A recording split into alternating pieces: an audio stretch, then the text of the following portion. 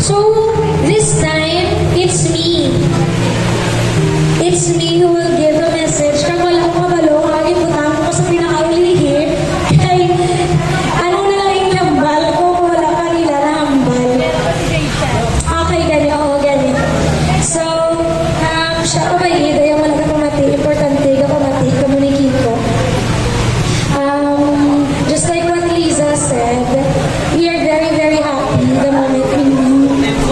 And I know that God will be with you. That's all. That's all, thank you. With the APM ko lang, two friends kami ni Kiko. And everyone joke ko.